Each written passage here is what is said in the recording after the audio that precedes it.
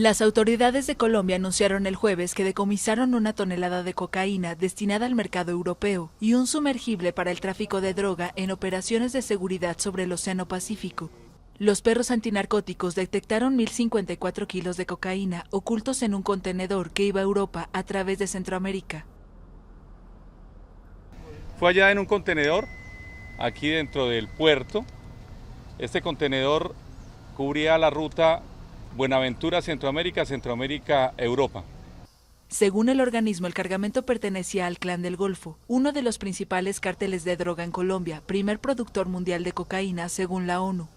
En estos momentos la investigación, estamos determinando que los subsistemas están enlazados con el Clan del Golfo, pero obviamente todos nuestros peritos, todos nuestros investigadores están enfocados a determinar exactamente a qué estructura de crimen organizado pertenece.